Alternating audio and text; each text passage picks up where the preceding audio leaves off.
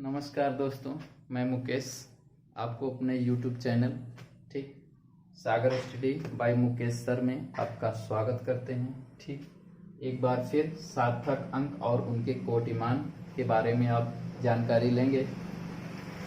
सार्थक अंक जो होता है उन अंकों की संख्या को कहते हैं। सार्थक अंक उन अंकों की संख्या को कहते हैं जिन्हें निश्चित रूप में व्यक्त किया जा सके, या उन संख्या को कहते हैं जिन्हें हम एक निश्चित मान्यता दें। ठीक, तो देखिए बच्चों, वो कौन सा है अंक है जिन्हें हम मान्यता दे सकते हैं। ठीक है, संख्याएं तो बहुत सारी होती हैं, लेकिन हम एग्जाम्पल के तौर पे हम कोई 3 संख्याएं ले रहे हैं। कौन सार्थक अंक है, किनकी क्या अहमियत है। ठीक है, आप इसको क्या बोल सकते हैं। ये 1 लिखा हुआ है, क्या लिखा हुआ है, 1 लिखा हुआ है। तो अगर ये 2 जीरो कट भी जाते हैं तो इनका कोई प्रभाव पड़ने वाला नहीं है। अगर कोई भी जीरो है, कोई भी संख्या है, यदि उस संयुक्त अक्षर में कोई भी प्रभाव नहीं डाल पाते हैं तो समझ लीजिए कि वो क्या है, सार्थक अंक में नहीं गिने जाते। ये कोई भी प्रभाव 1 पर नहीं डाल रहे हैं, यानी इनके ना रहने से और रहने से कोई फर्क नहीं पड़ता। इसके लिए इसमें सार्थक अंकों की संख्या 1 है। सार्थक अंकों की संख्या कितनी है मित्रों, 1 है। ठीक, अब आप देखिए, इसमें किसी भी जीरो को हटा दिया जाए, जस्ट पहले अगर शून्य है तो उनकी भी कोई अहमियत नहीं होती थी, लेकिन उसके तुरंत बाद है तो उसकी एक ताकत है। ठीक, अगर ये जीरो को काट दिया जाए तो 10 हो जाएगा, जबकि उनको 100 में देखना है, 100 में कितने सार्थक अंक हैं, तो निश्चित है कि इसमें सब की अहमियत है, यानी इसका मतलब इसमें सार्थक अंक 3 है। 3 सार्थक अंक हैं, 3 सार्थक अंक हैं। और इसमें भी इसी प्रकार आप समझ सकते हैं, 3 सार्थक अंक हैं, 3 सार्थक अंक हैं। ठीक भाई, तो सार्थक अंक एक बार फिर से परिभाषा समझेंगे। ठीक है, उन अंकों की संख्या को कहते हैं, उन अंकों की संख्या को कहते हैं जिन्हें निश्चित रूप में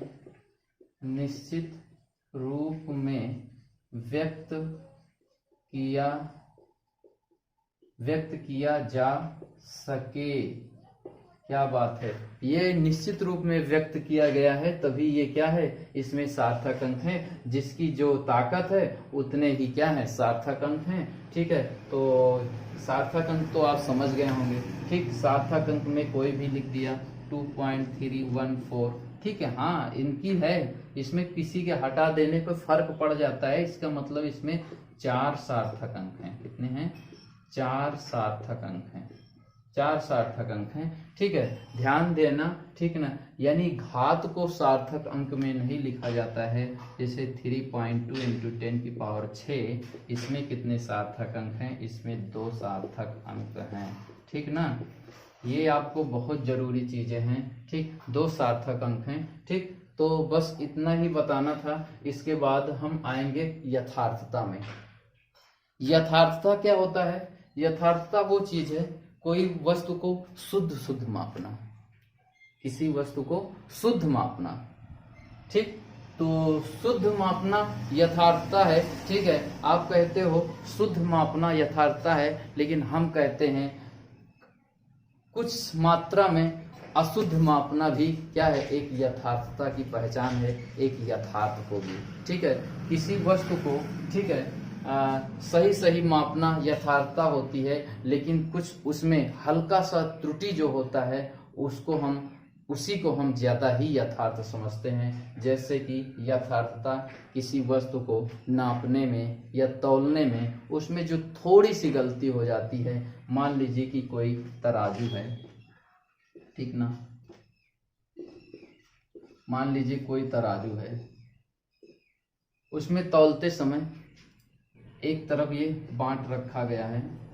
ठीक है, 5 किलो का बांट रखा गया है।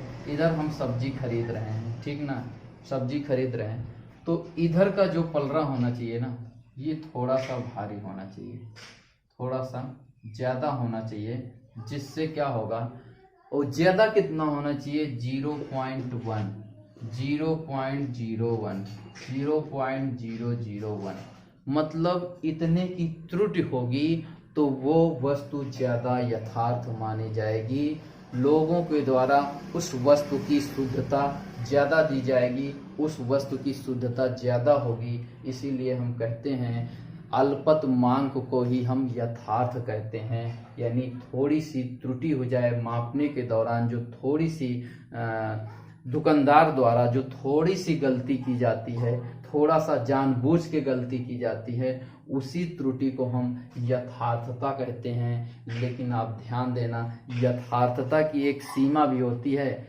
यथार्थता की एक सीमा होती है। यही नहीं कि आप 0.11 के बजाय आप 3, 4, 5 करके आप 50 ग्राम 100 ग्राम इतनी कमी कर दें तो आप यथार्थता की सीमा को लांघ रहे हैं। यथार्थता की सीमा जो होती है वो सीमा के अंदर 0.100 करके होती है, यानी उससे ज़्यादा आप नापेंगे तो यथार्थता के सीमा के बाहर चले जाएंगे, यानी उसकी माप आपको गलत मिलेगी। तो यह वो वस्तु, कोई भी वस्तु यथार्थ तभी है जब उसमें 0.1 आदि की त्रुटि होती है, यानी उसके अल्पतमांक में इतनी कमी होती है, तो वो वस्तु क्या होती है, यथार्थ मानी जाती है, पूर्णतया शुद्ध मापी जाती है। ठीक ना दोस्तों।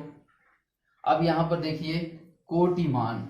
कोटिमान क्या होता है, साफ शब्दों में क्या है, ठीक है, किसी वस्तु को, किसी भी संख्या को 10 की घात में लिखने की क्रिया को क्या कहते हैं, कोटिमान कहते हैं। कोई भी संख्या है उसको हम 10 की घात के रूप में लिखेंगे, 10 की घात के रूप में लिख दें, ठीक है, 10 की घात के रूप में लिख दें। ठीक, चलो 10 तो एक है, अब इसमें कौन सा घात बनेगा, चलो 1 बन गया तो 10 की घात 1 हुआ। ठीक, ये तो 10 होता है। ठीक, तो आप इसको लिख सकते हैं 10 की पावर 2। कितने 10, 2 10, तो 10 की पावर 2।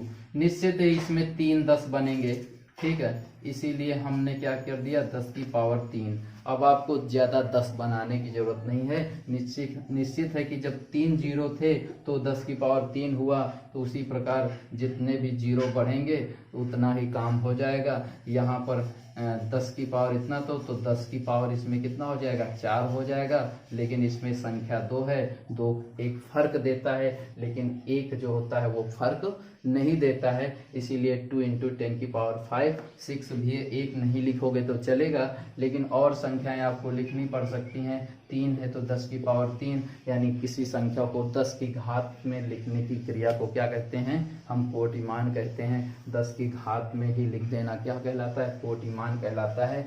आप और देखेंगे, ठीक, ये तो नॉर्मल संख्या है, ठीक है। अब आपको देखना है और सारे कोटिमान, जैसे 0.1 है, 0.2 है, 0.002 है ना, 0.1625 है, ठीक, 0.00116 है। इनको घात में कैसे लिखेंगे, जरा इनको भी आप देख लीजिए, इनको घात में कैसे लिखेंगे भाई। अब इसको समझ लीजिए, क्या है कि जब बड़ी क्लास में आप जाते हैं ना तो यही काम नहीं कर पाते, फिर कहते हैं हमको तो विज्ञान की सवाल नहीं आती। तो विज्ञान की सवाल इसीलिए नहीं आती क्योंकि इसमें आप घात का घात के साथ जुड़ना घटना होता है, गिनतियों का गिनतियों के साथ होता है, पता लग उसमें क्या है, उसमें घात है और आप ये नॉर्मल गिनती है कि क्या उसमें आप गुणा कर दोगे, 0.1 गुणे 10 की पावर यहाँ पर 5 है तो क्या इससे आप गुणा कर दोगे, नहीं, गलत हो जाएगा। अगर घात है तो घात से, है ना, घात है तो घात से गुणा करना है, ठीक है। नॉर्मल संख्या है तो नॉर्मल संख्या से, तो आप बना सकते हैं। निश्चित ही आपको विज्ञान के सवाल बहुत ही अच्छे से आएंगे, ठीक है। देखो 10 की पावर लिखना है 10 की पावर ही दशमलव कितने अंक बाद लगा है, 1 अंक बाद, तो 10 की पावर -1। अब 1 तो यहां रहेगा, 1 गुणे लेकिन फिलहाल इसको हम 1 से गुणा करने कोई फर्क नहीं पड़ता, इसलिए 10 की पावर -1। इसमें 2 है, इसमें फर्क पड़ेगा। 2 इंटू 10 की पावर 1 अंक बाद 10 की पावर -1। ठीक, 2 इंटू 10 की पावर 2 अंक बाद 10 की पावर -2। इसमें माइनस क्यों लग रहा है ये भी आपको समझना है, क्योंकि ये 0 दशमलव से शुरू हो रहा है। इतना ही ध्यान देना, जब 0 दशमलव से शुरू हो तो इधर से क्या करना है, यानी दाएं तरफ से आपको गिन लेना है कितने अंक बाद दशमलव है, वही हिसाब से उसमें उतने ही पावर लगा देना है। जैसे अब गिनती तो हमें पूरा लिखना पड़ेगा 625, अब गिनना 1 2 3 10 की पावर -3 116 गुणे 10 की पावर 1 2 3 4 5 10 की पावर 5। ठीक, ये सब हैं। ठीक, तो आपको निश्चित है ये समझ में आया होगा। ठीक ना, तो और दशमलव को इधर उधर भी करते हैं। यदि दशमलव को हम इधर खिसका लेते हैं और इधर खिसका लेते हैं, यहाँ पर खिसका लेते हैं। ठीक है, तो जैसे दशमलव को हम इधर खिसका रहे हैं, ठीक है, यहाँ पर लगा रहे हैं 1.16 इंटू, ठीक, यहाँ खिसका लिए, तो ऐसा ही थोड़ी खिसका लिए। अब इसमें क्या किए, कितने अंक खिसकाए, 1 2 3 अंक खिसकाए, तो यहाँ पर 10 की पावर -3। ठीक, तो 1.16 इंटू 10 की पावर -8 हो जाएगा। तो यानी दशमलव को इधर उधर ले जाना भी आप सीख जाएंगे। ठीक ना, क्योंकि यहाँ पर दशमलव रहता है तो वो संख्या या वो उत्तर ज्यादा शुद्ध मानी जाती है। जस्ट इधर बाएं तरफ से 1 अंक आगे रहेगा तो वो अंक ज्यादा शुद्ध माना जाएगा। ठीक है ना दोस्तों, तो ये वीडियो आपको कैसे लगा, यदि अच्छा लगा हो तो प्लीज यार एक बार लाइक कर देना, ताकि आपको वीडियो फिर से या तो कोई भी मैं वीडियो डालूं तो तुरंत आपको इसका नोटिफिकेशन मिलता रहे, आप तुरंत ही देख लें। ठीक भाई, धन्यवाद। ठीक, बस आज के लिए इतना ही, फिर अगले दिन मिलते हैं। ठीक।